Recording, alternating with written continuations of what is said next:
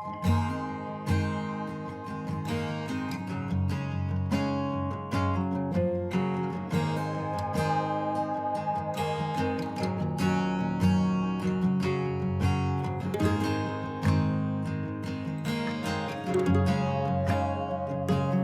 there, welcome to my kitchen. Today we're going to make an old-fashioned pot roast. And when I say pot roast, I mean pot roast. We cook it on top of the stove in a pot. Old-fashioned, easy ingredients, not very many of them. Boy, it's good. Y'all come on and I'll show you how to do it.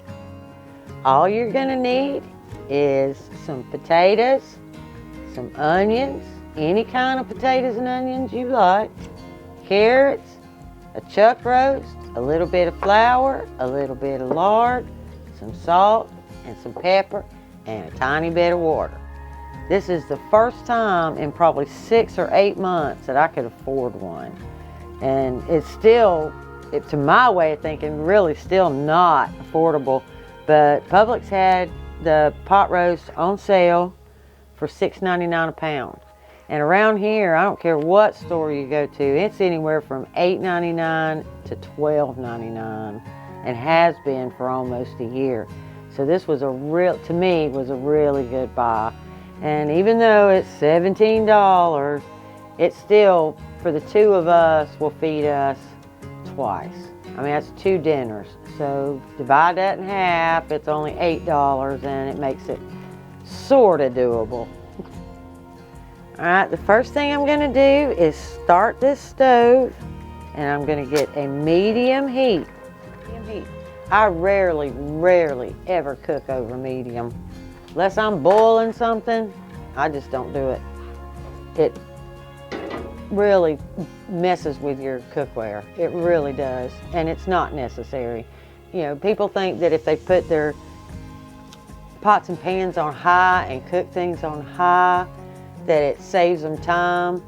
But in the long run, you're just buying more pots and pans because they're going to warp, they're going to stick.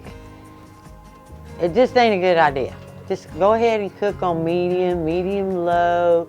You know, if you really feel like you got to hustle, do a medium high, but don't ever hit that high unless you're boiling something.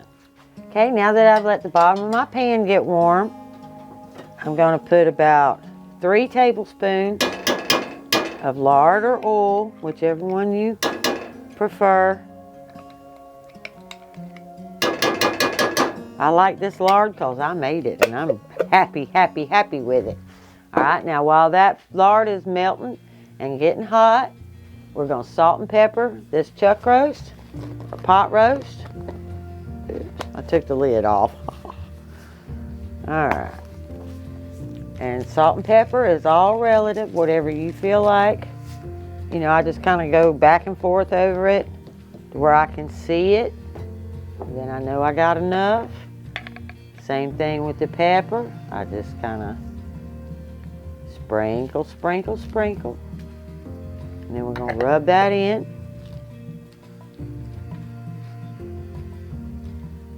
And we're going to flip it.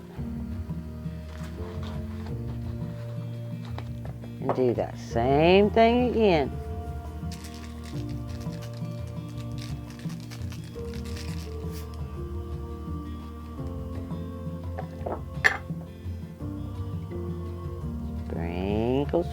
Sprinkle. We do like pepper, so it's kind of heavy. Alright. Get that all nice and rubbed in there. Alright, now I'm going to move these veggies out of my way because I don't need those yet. And now that my roast is nice and salted and peppered and I can see it on there, I'm going to take a little piece of parchment paper and I'm going to just spread out. Trying not to make a mess. That was the point of the parchment paper. And I'm going to dredge my roast. And I'm going to layer it all up on the sides.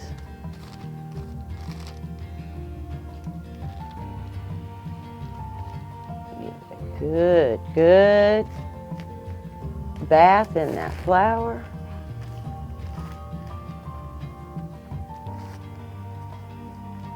And the reason I give it a bath in that flour is because that will hold the juices, or that's what my granny said, that if you flour your meat and sear it before you start any kind of roast, that it will hold those juices. And I know my pot roasts are good, so Granny's right. Okay, and you can see my pan is pretty doggone hot. And hear that sizzle? We're gonna brown that side, and then we're gonna flip it, and we're gonna brown the other side. Okay, it's been about 4 minutes now, at the most 5. Whoops. And I'm brown, and I need to flip. There we go. See what a nice, pretty brown color that is? Okay. It's been about 4 minutes on the other side. We're gonna pick it up, and we're gonna flip it right back over to the original side. Gonna turn this eye all the way down to low. And I'm going to put about a cup of water in here.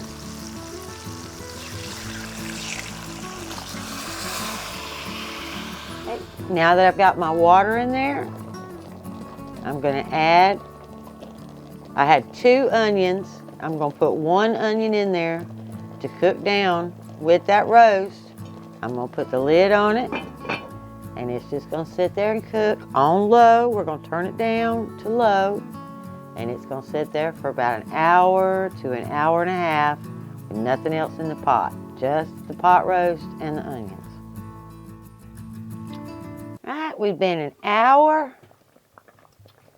So now it's time to add our veggies, which is really easy to do because I'm going to take these whole small potatoes and we're just going to drop them all in the bottom of that pot.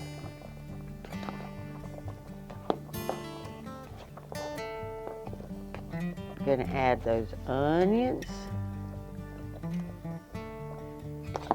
And you see how I cut those onions? I just cut them in big chunks. Now I'm going to add my carrots, and I'm going to cut those in big chunks so that they don't get, super soft while I'm cooking those potatoes. And I just do it right over the stove top. You obviously can do it ahead of time, but it just as easy to do it right into the pot.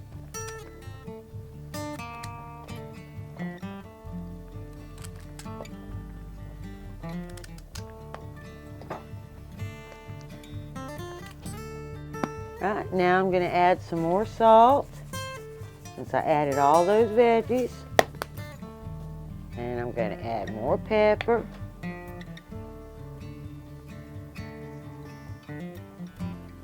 There we go.